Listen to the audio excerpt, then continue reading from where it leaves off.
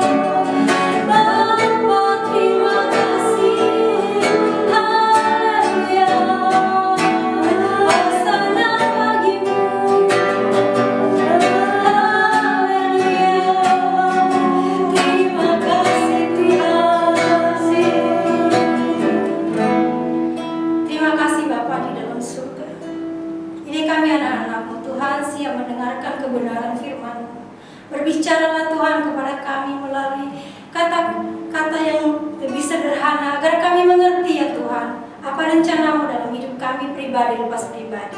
Terima kasih Tuhan, kami siap mendengarkan firman-Mu. Haleluya. Amin. Shalom Petra Kids, apa kabar semuanya? Kakak doakan semuanya dalam keadaan sehat, semangat, dan penuh sukacita. Tentunya karena Tuhan Yesus ada beserta dengan kita. Oh iya, sebelum Kak Tuti menyampaikan firman Tuhan yang minggu ini, Kak Tuti mau nanya, apa tema kita minggu lalu? Apa? Oh iya benar, Tuhan Yesus bangkit.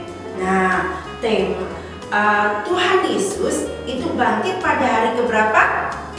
Ketiga, betul. Terus ada 2 orang perempuan yang datang ke kubur Yesus. Ada yang tahu nggak siapa namanya? Siapa itu? Oh iya, Maria Magdalena dan Maria yang lain. Mereka sedih karena Tuhan Yesus sudah tidak ada di dalam kubur. Mereka kira Tuhan Yesus ada yang mencuri, tapi ada malaikat yang memberitahu kalau Tuhan Yesus bangkit. Jadi ada pengharapan kepada mereka. Nah, tema kita minggu ini adalah di jalan menuju ke Emmaus. Nah, Emmaus itu adik-adik adalah sebuah desa. Dia terletak kira-kira 11 km di luar kota Yerusalem dan dapat ditempuh dengan berjalan kaki kira-kira 2 jam. Karena zaman dulu belum ada sepeda, belum ada motor, belum ada mobil, jadi mereka jalan kaki. Nah, adik-adik, di cerita kali ini menceritakan bahwa ada 2 orang murid Tuhan Yesus yang sedang sedih. Mereka gelisah ketika menuju ke Emmaus. Mereka mau pulang ke rumah mereka. Nah, 2 orang itu namanya Kleopas dan yang satu tidak disebutkan di dalam Alkitab. Mereka sedih membincangkan Tuhan Yesus. Kenapa sih mereka sedih? Adik-adik mau tahu ceritanya enggak? Yuk, kita dengerin yuk. Duduk yang manis ya. Silakan.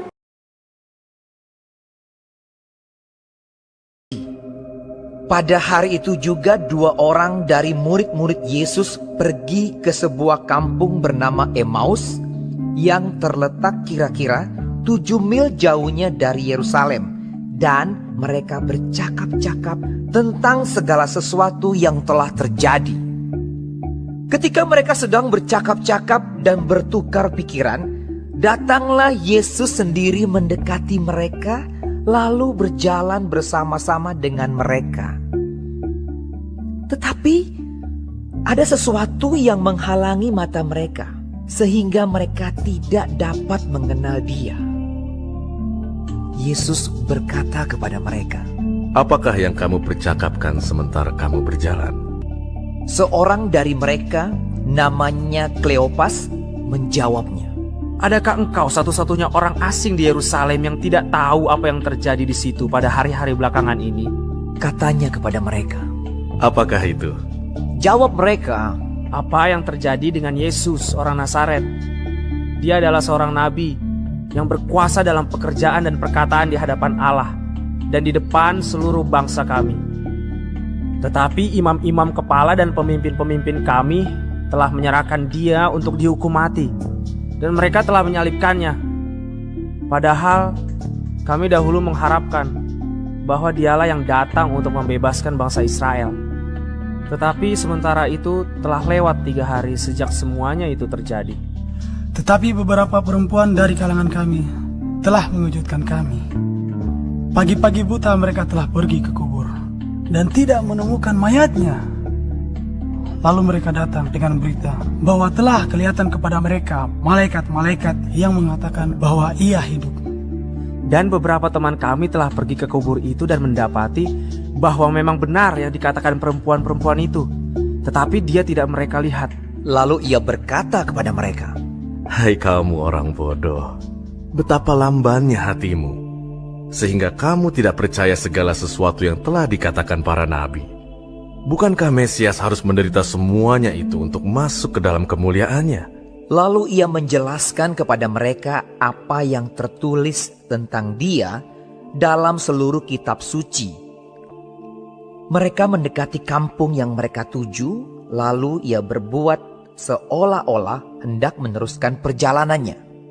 Tetapi mereka sangat mendesaknya. Katanya, Tinggallah bersama-sama dengan kami, sebab hari telah menjelang malam, dan matahari hampir terbenam. lalu masuklah ia untuk tinggal bersama-sama dengan mereka. Waktu ia duduk makan dengan mereka, ia mengambil roti, mengucap berkat, lalu memecah-mecahkannya dan memberikannya kepada mereka. Ketika itu terbukalah mata mereka dan mereka pun mengenal dia, tetapi ia lenyap dari tengah-tengah mereka. Lalu bangunlah mereka dan terus kembali ke Yerusalem. Di situ mereka mendapati ke-11 murid itu. Mereka sedang berkumpul bersama-sama dengan teman-teman mereka. Kata mereka itu, Sesungguhnya Tuhan telah bangkit dan telah menampakkan diri kepada Simon. lalu kedua orang itu pun menceritakan apa yang terjadi di tengah jalan dan bagaimana mereka mengenal dia pada waktu ia memecah-mecahkan roti.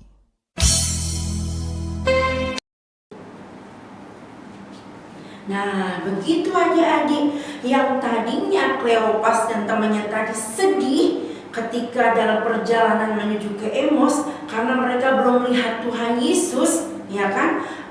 Tiba-tiba kan tadi diceritakan dalam perjalanan mereka bertemu Tuhan Yesus tapi mereka tidak sadar. Tapi waktu bertemu Tuhan Yesus, hati mereka berkobar-kobar loh adik-adik. Nah, mereka sadar setelah mereka makan roti bersama Tuhan Yesus bahwa itu adalah Tuhan Yesus, bahwa nyata bahwa Tuhan yang kita sembah itu hidup adik-adik. Nah, adik-adik, dari cerita ini bisa kita petik apa sih pembelajarannya adik-adik? Nah, biarlah setiap kita ketika mau datang kepada Tuhan Yesus, hati kita berkobar-kobar seperti Kleopas tadi dan temannya tadi waktu ketemu Tuhan Yesus. Terus kita antusias, semangat kayak mau berlari begini ketika mau datang beribadah kepada Tuhan. Mau sekolah minggu, semangat. Ketika berdoa, sungguh-sungguh. Ketika baca firman Tuhan juga semangat. Nah, adik-adik, itu yang dimau Tuhan. Karena kenapa adik-adik? Tuhan kita bukan Tuhan yang mati. Dia sudah bangkit di hari ketiga dan hidup lagi. Jadi ada pengharapan di dalam kita. Jadi kita tidak perlu sedih. Ya, karena kenapa? Tuhan Yesus sekarang menyediakan tempat buat kita. Jadi bersyukur kalau Tuhan yang kita sembah, Tuhan Yesus yang kita percayai itu hidup, biar itu juga hidup di dalam hati kita. Oke adik-adik, jadi jangan sedih lagi ya. Seperti ayat hafalan ini Tuhan Yesus berjanji dalam Yohanes 14 ayat 18 berbunyi begini. Aku ini di Tuhan Yesus ya adik-adik ya, makanya Kak Tuti tunjuk ke atas ya. Gini, aku tidak akan meninggalkan kamu sebagai yatim piatu. Aku datang kembali kepadamu. Jadi di sini akunya Tuhan Yesus. Tuhan berkata bahwa tidak akan pernah meninggalkan kita. Yatim piatu itu berarti seperti tidak punya ayah dan ibu, sendirian.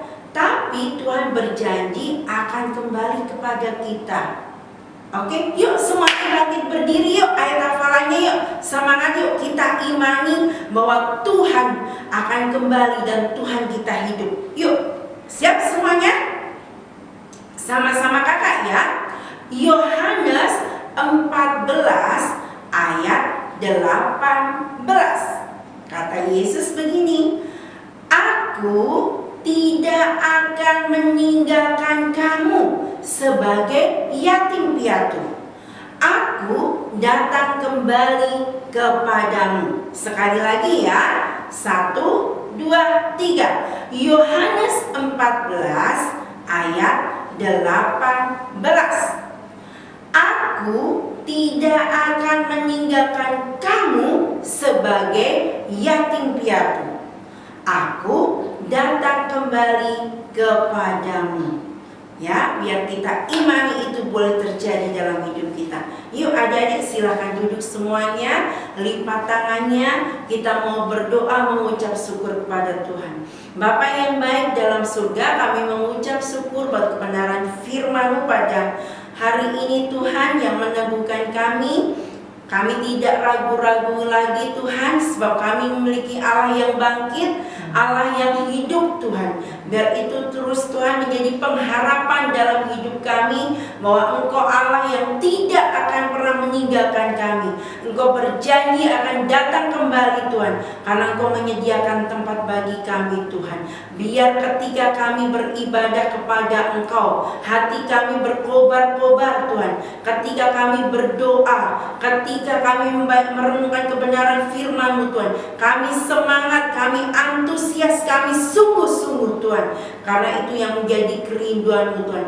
Biar kami memiliki roh yang antusias, hati yang haus dan lapar terus akan Engkau Tuhan. Terima kasih Tuhan untuk pengharapan yang sungguh, untuk kepastian hidup kami, untuk keselamatan yang Engkau berikan, sebab Engkau hidup Tuhan.